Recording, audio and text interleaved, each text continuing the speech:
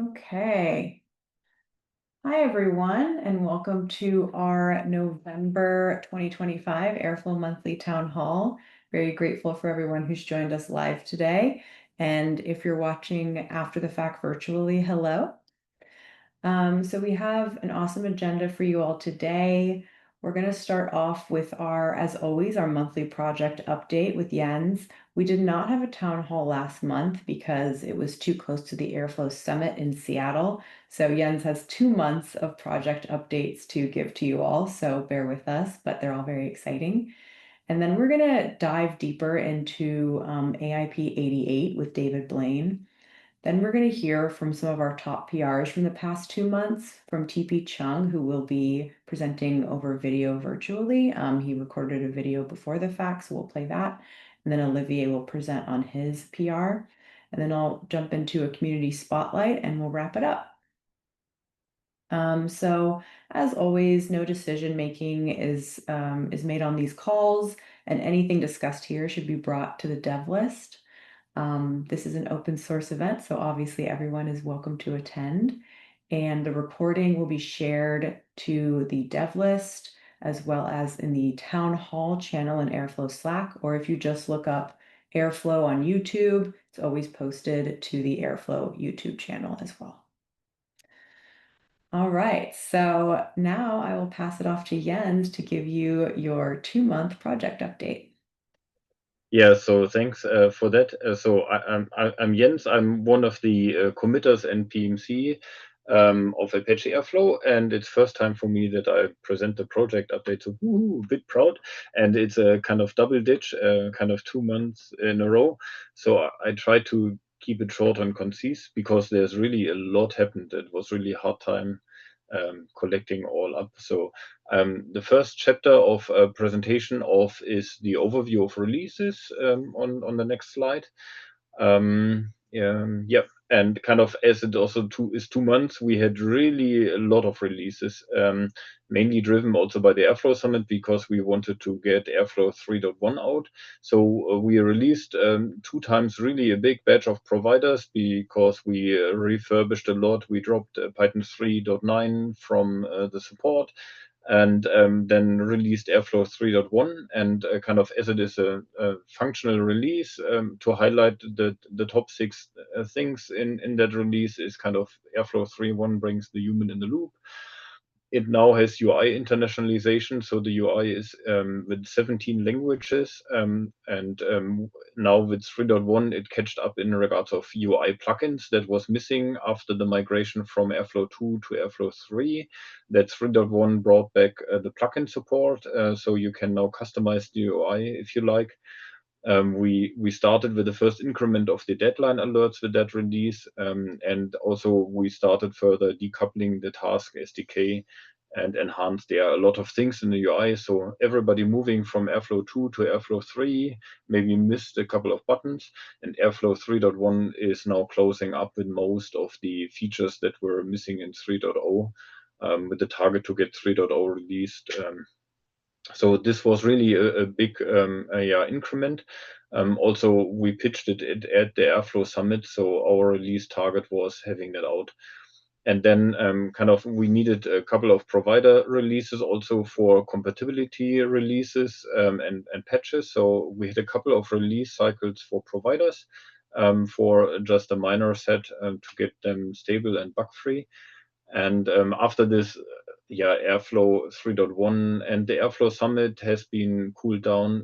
We released Airflow 3.1.1 a week ago, and yeah, yesterday even Airflow 3.1.2, which was also collecting up a couple of bugs. So the list of fixed bugs is really enormous. A lot of things have been fixed.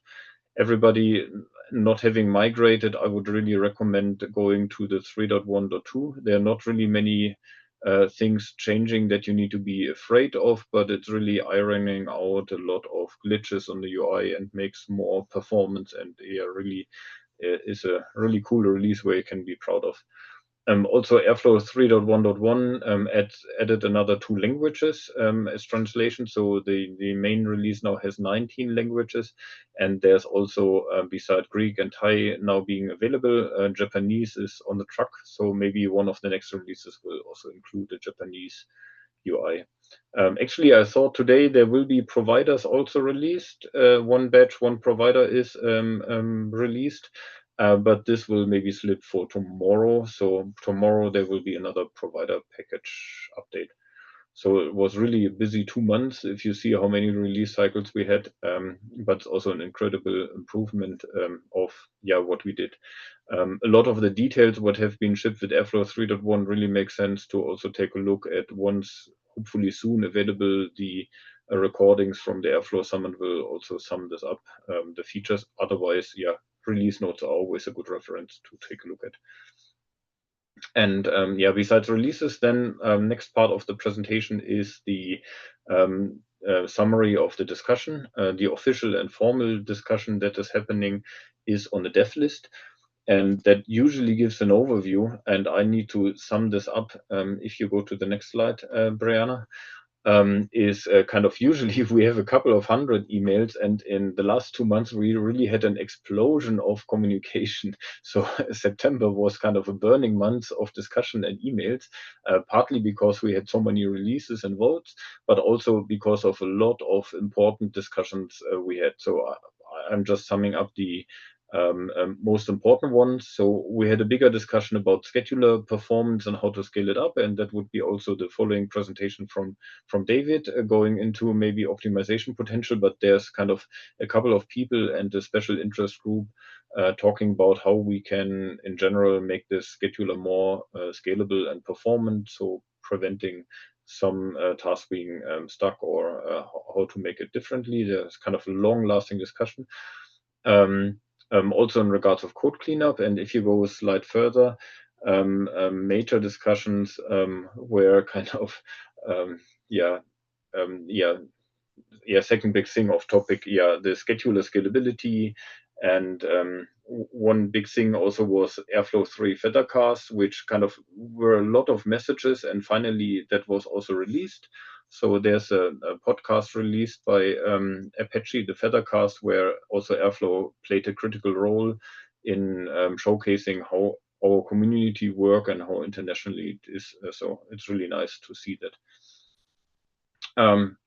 We had also a big discussion, and that contributed a lot to the messages about the DAG terminology. And we'll come to this later in the votes, because the discussion then ended up in a vote, which we came to. MCP server is always a hot topic, the time of agentic AI, which also is a parallel work. I will briefly touch this later. If we go on next slide. One important discussion was that as a community we discussed and agreed on, I believe not with a formal vote, but the majority is in it, that for the next month we want to focus on polishing the Airflow 3 releases, ironing out bugs, and increasing performance, and making just the life better, not focusing on more features, but rather focusing on stability, performance, and bug fixes. So hopefully you will notice that with the next releases, that if you find bugs anyway, please report them. But we will, as a community, work hard on making it better. One maybe lighter important discussion was that we saw problems with the MySQL client that was integrated in the Docker files usually, due to the release processes of Oracle that really had problems in releasing it. So we dropped the MySQL support as a client, but don't worry, the MariaDB client is in, and so far nobody complained it is incompatible. It seems to be still very good, compatible with MySQL backends. Otherwise, we would have seen complaints. So a lot of emails, unable to dive into all the discussions we had as a dev group. So I would propose switching to the next slide, which is the overview of the votes we had. And I kind of ignored all the votes we had for all the numerous releases because, yeah, obviously, when we released new patches and providers that had been positively voted, and taking this out from all the messages, kind of three major areas have been voted on as a community. Of course, one was the PR of the month that will be presented in the next chapter. And also the third item is also another PR of the month, which also is a focus of the presentation. But a hot discussion was the terminology about DAG and lowercase letters, DAG and uppercase letters, or a capitalized DAG. And yeah, really many messages of discussion and also voting. The voting outcome was now finally we had four options A to D, and the voting went into option B to say we want to prefer a capitalized DAG where the D is capitalized and A and G in lower letters in the documentation. So, as a community, when we talk about DAG, we are not referring to the mathematical term, which would be all uppercase, but we take DAG rather as a standing word and term, like not a trademark, but really something that is representing the workflow in Airflow. So maybe once we start cleaning up and have a bit of capacity, that should be normalized. That if we talk about DAG, that we mean in the documentation the workflow, and we use the uppercase DAG if we refer to the classes internally, like represented in the code. As we also, with this option B, decided not to change how the code is working and the interfaces technically. So yeah, today it's a bit inconsistent in documentation, and hopefully in the future we will normalize this. And everybody who sees not kind of documentation not according to option B would be happy to receive pull requests and finding and fixing them. Yeah. So big important vote. And the next agenda topic on this community thingy is the Airflow improvement proposals. We have a lot of parallel work in still. A couple of them are draft and work in progress, and some are not draft anymore, but people are working on. Also, the AAP 88 will come in a moment as a presentation. Also, hot topic is to say the MCP server, which is an AAP running for longer, and also due to the summit, this again revived, and people are working on, and I see chats and chat groups and working on the AAPs. So yeah, kind of going through the list. We have still AAPs open for asset partitions. There was also discussion and a lazy consensus about revision of some details. This is ongoing implementation, and let's see if that lands in Airflow 3.2. Hope so, and that's really looking interesting. Deadline alert is also kind of, as said, kind of was in the Airflow 3.1 release and is now an experimental, partly implemented solution that replaced the former SLA feature in Airflow that you can get alarms if a deck or a task runs too long. That is at the moment running for async alerts, and the call for help was being made out so that people also help contributing, and hopefully it is then completed in Airflow 3.2. Yeah, important AAP also is the AAP 89, which was also pushed forward in terms of communication at the Airflow Summit. In the topic of telemetry.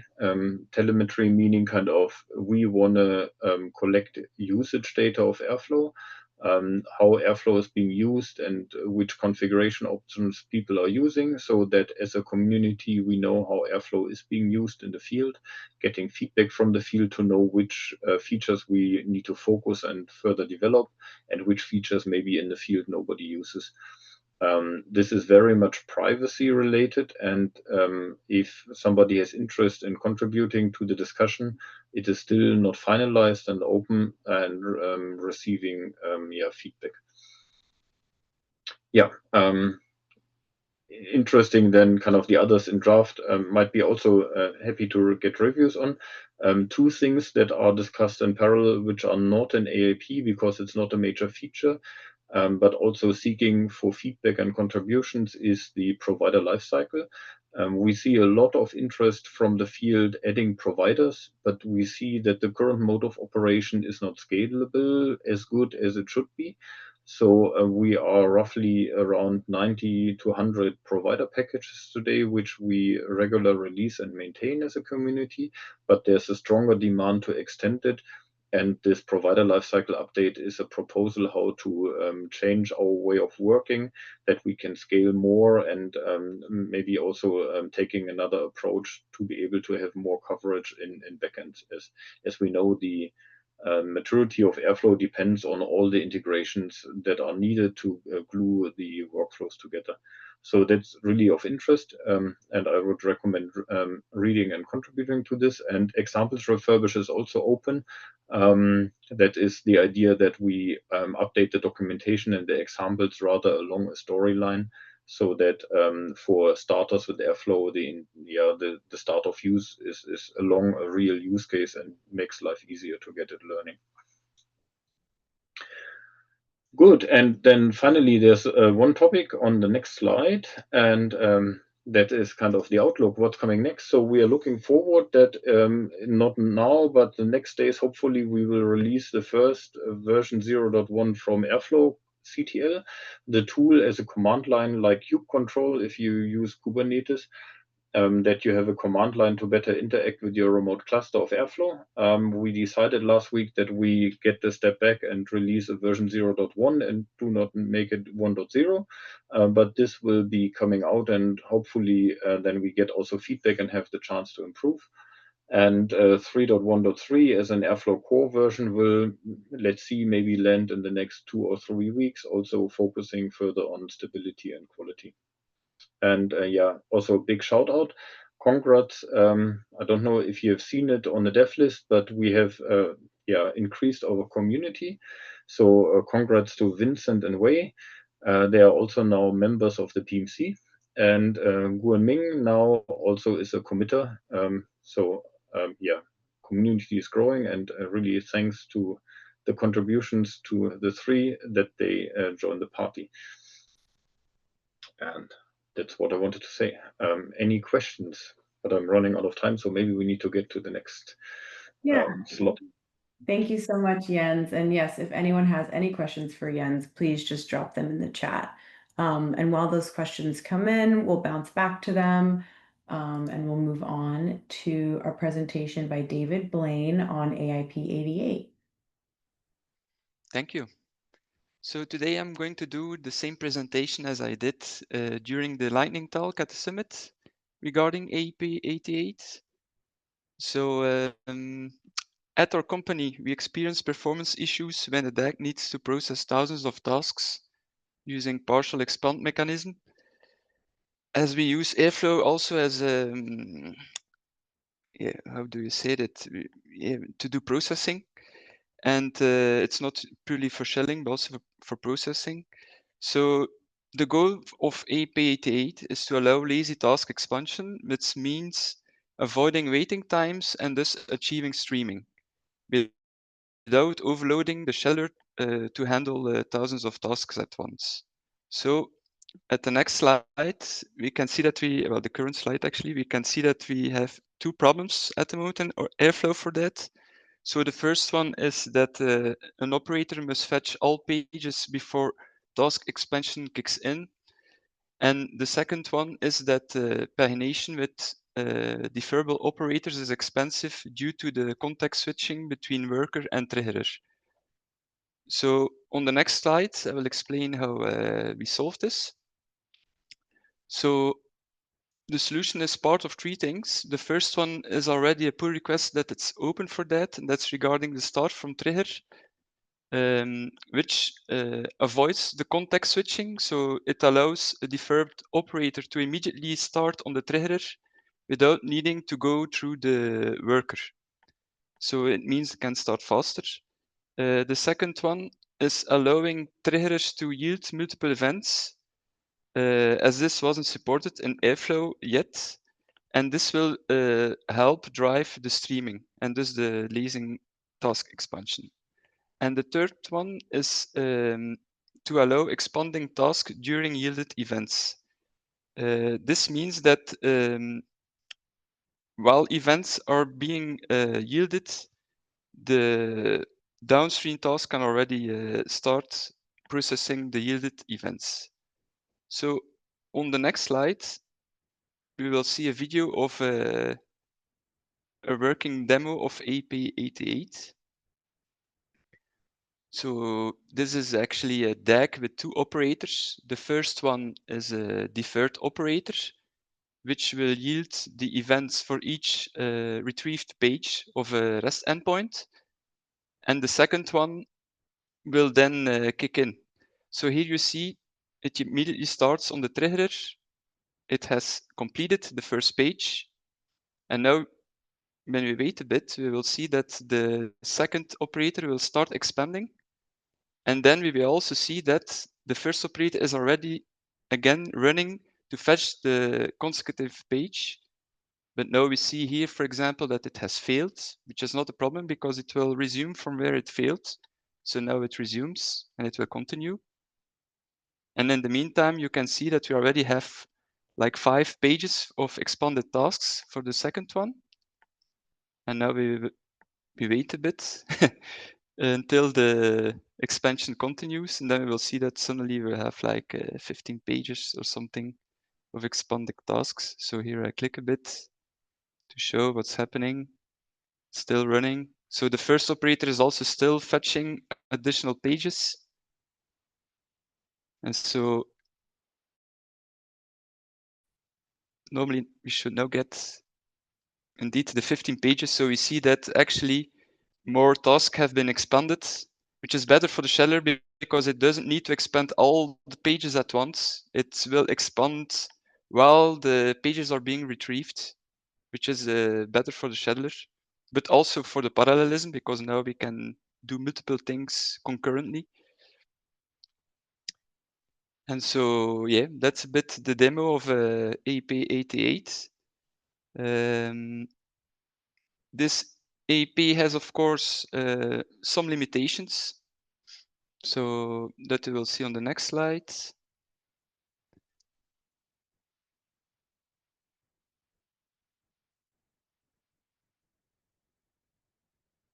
Yes, so thank you.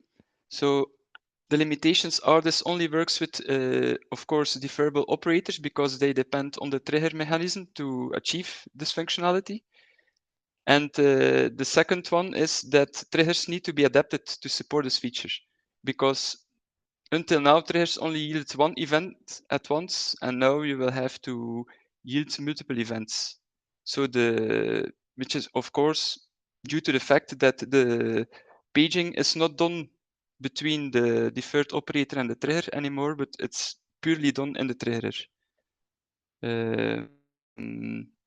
So yeah, that was it for AP88.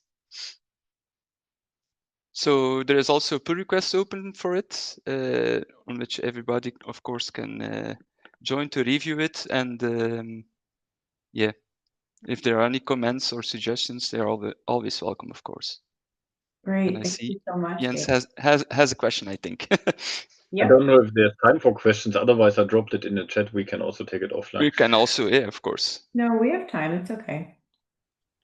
Yeah, so kind of if events are yielding incrementally and maybe let's assume the paging of the triggerer is slower than processing the event. And if all the previously yielded events are completed and you have downstream tasks, how does it prevent it that downstream tasks after the mapping start working because all completed as a trigger rule and still your triggerer would yield more running tasks? So could it not get a side effect that kind of by accident at the moment all are finished and then downstream tasks are still going?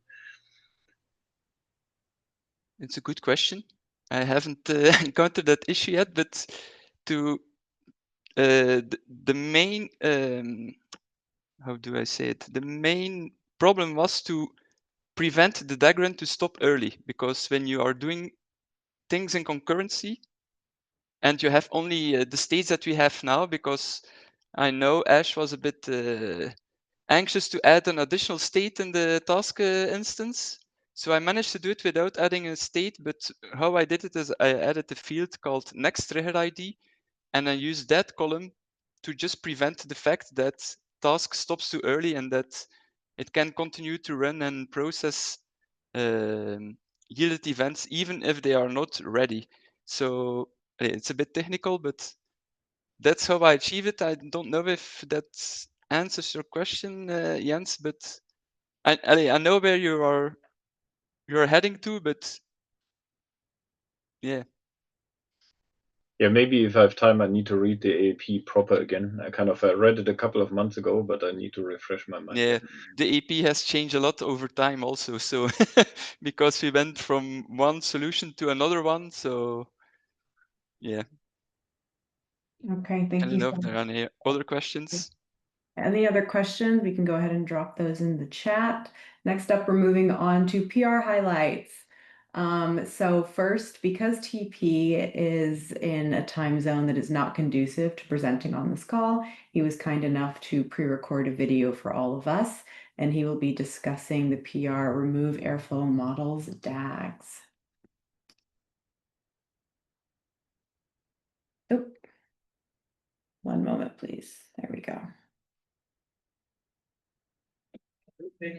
Hi guys, Brianna told me that I just won the PR of the month, but I'm currently in Japan attending PyCon JP, so I'm just going to do this as a reporting. Let me see if today's sprint day, so let me see the crowd behind me. The sprints. Yeah, we're cool, right? All right, back to the topic. I'm actually a little bit surprised the PR won the award because it's an entirely internal change, not really visible to the user. But I'm glad it got the recognition because it marks a sort of important milestone we hit in Pass SDK. As you might know, one of the things we changed for 3.0 is to separate the test SDK entirely from Airflow core. So now you can import simply from Airflow.sdk to get access to all your authoring constructs without needing to deal with the Airflow internals. And removing the DAG class from Airflow internals means that we are so close to entirely separating SDK to core. There are still a few things left, like DAG params, test group, assets, but we're getting there. So yeah, it's pretty happy to see it being included in a community recognized award, I guess. What else? Yeah, you are not supposed to feel, and while I kept saying this is an important change, you shouldn't feel any change to your experience using Airflow unless you are developing Airflow. And if you notice something, either it's just a bug or we have missed a migration path for your use case. So come to the issue tracker or Slack and talk to us. Either way, we'll figure out something for you. Yeah, I guess that's it. Thanks for recognition again. And I hope I'll see you or some of you soon in Airflow Summit. Yeah, sure. Okay. Any questions for TP? Drop them in the chat and I will make sure to pass them along to him. And finally, we have our final PR highlight of this month. Thank you so much, Olivier, for your contribution of update color palette and leverage chakra semantic tokens. Let's hear about it. Hey everyone. Yeah, so this PR was done over the summer. Basically, the main goal was to improve the UI so that it's easier to work with. One of the biggest challenges I had using Airflow 3 in the beginning was in dark mode. Contrast was really hard on the eyes. And since I spent most of my days working in Airflow, I figured why not like contribute and try to improve it. And doing the research for that, I came across multiple issues with similar concerns with the colors and things like that. And another thing that we noticed during the review was the navbar color environment variable was removed from Airflow 3. And so it was kind of one of the goals as well to bring that back in the near future. So if we go to the next slide, um, the biggest challenge with this PR was we have tokens being used for colors in 100 plus different places in the code base across all of our different components. Um, and so trying to standardize everything so that the one button in one place is the same behavior as another button elsewhere was kind of a challenge. And we had this cascading effect where if we only change, for example, the blue color in one place, for the navbar, let's say we want to customize it with the environment variable we want to bring back, it would create issues elsewhere. So we had to come up with, and I worked with Brent on that to see how we could compartmentalize everything such that if we change the navbar color, it doesn't affect other buttons elsewhere. And also the other challenge was to bring all of those different colors and tokens in a central location instead of having them live in individual components. Yeah. So if we go to the next slide, the PR itself is pretty straightforward. It's basically me going into 200 or 300 different components. If we go to the next one, and basically changing and replacing the standard chakra color palette with basically what we did was start with one that we knew was really well used in the industry, which is Tailwind. And starting from the Tailwind palette, we tweaked it a little bit so that it worked well with the Airflow UI. The reason why we did this is color theory is very complex and can be very time consuming. And so standing on the shoulder of the giants is basically a way for us to move faster and get results that are good enough quickly. And so you can see here the colors that we brought from Tailwind into the theme JavaScript component that we have. And if we go to the next one, the main reason why we went with that is they already did all the hard work of fixing accessibility, contrast, and all of those UI common issues so that we can just basically use it and move on. And as part of the whole refactoring of the colors and tokens and all, what we did here was we wanted a way to easily change the navbar and the different components so that you could bring your own brand colors. Because we know it's a very popular feature to be able to customize that in Airflow 2. And so we introduced this new palette called Brand that will be in the future PR, will be able to customize such that you can bring your own company's color, for example. And for now, it's a shade of blue that's kind of easy on the eyes, and that's ubiquitous in Tailwind. And we styled with that palette not only the navbar, we also style all the different borders, buttons, forms, and all of that as well, such that when you customize the UI in the next PR, it will look coherent across the whole pages, basically. So if we go to the next one, so you can go into the PR itself and see how many different replacements. I think there was 100 plus changes, well, 200 or 300 changes across 100 plus files. It's a painstaking process because the colors are defined in each and every component. But yeah, so you can see how that would look in here. And the main idea was to use semantic tokens instead of just colors. The idea being if a button is used for a dangerous action like deleting a connection, we use a semantic token for that instead of just the color red, such that if you want in the future to change dangerous actions from red to orange, let's say, you can do it from one central location instead of having to go into every component. And so in here, we showcase how info is used instead of blue, for example. And we can go to the next one.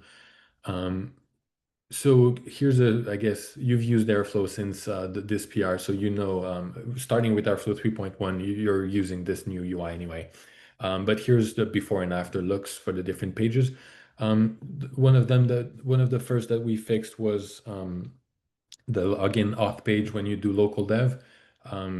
And so this is what it looks like before. You look at the contrast on the dark mode is especially telling. If we go to the next one, we made it much more visually appealing with a few simple token changes. So if we go to the next one, same for the UI. We were using Chakra's colors before, so this is what it looks like in Airflow 3. And then if we go to the next one, we'll see what it looks like in Airflow 3.1.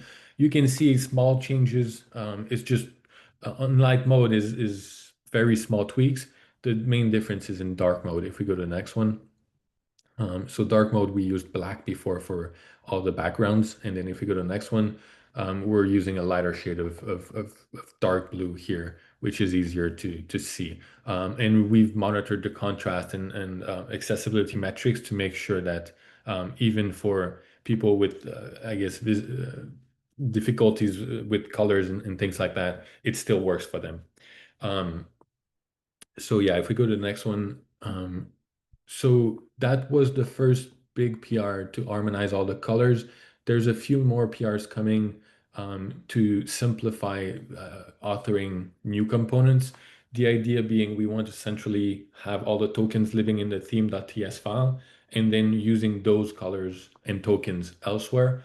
We want to also bring back the ability to configure the navbar and basically the whole UI colors to your branding. So that PR is also in progress. And to make things easier, since now you can customize more than just a single color, we've added a playground PR with basically similar to how Bootstrap used to do it in back then, I guess, and how you would do it in Figma. You'll be able to customize the different colors in the playground and then export the config to bring it to your environment variables in Airflow config to use that. And it just makes it easier for you to customize the UI. And those PRs are mostly targeting colors. There's also going to be PRs for other things like the font family, the font sizes, the border radiuses, and the different pieces of the theme that we can customize and tailor to branding requirements, for example. So that's pretty much what I had prepared for you today. Curious if you have any questions.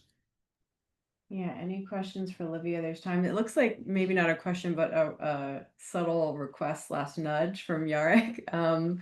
He said in the chat, just saying there's an issue open to make our docs support dark mode. So Okay, good to know. So if anyone has any questions or subtle suggestions, feel free to drop those in the chat. Yen said coloring is very cool now. Thanks for the effort. I think everyone agrees that, yeah, it's a really great effort. Yeah, and David said, yeah, huge improvement. So thanks for your hard work, Olivier, and everyone who worked For on sure. it. Okay, so just a quick community update for everyone. The Airflow survey is still live and it closes November 20th. So if anybody on this call or listening virtually, listening in the future, has not taken the survey, please make sure that you fill out the Airflow survey. It's very important. It helps dictate the future of the project. And last year it became the largest data engineering survey that I could find or that anyone else I know of could find. And this year we actually already outperformed those numbers. So please, please, please fill it out. Everyone's feedback is extremely important. And so with that, I'll close it out as I always do. Make sure that you're in Airflow Slack if you're not. Make sure that you join your local Airflow meetup. You can speak at them, you can host them. They're open to everyone, they're free. They're a great way to chat about Airflow with your local community. Make sure you're subscribed to the Airflow newsletter, which you can find on the community page of the Airflow website. The subscription link is there, and then make sure you join the dev list. So anything we talk about here, anything we cover here is also covered on the dev list email list. So if you want to just listen in there, definitely recommend doing that. It's kind of where the heart of the project lives. So with that, I'll let everyone go. And thank you all again so much for joining us today, and have a great rest of your day. Bye, everyone. Thank you. Bye bye.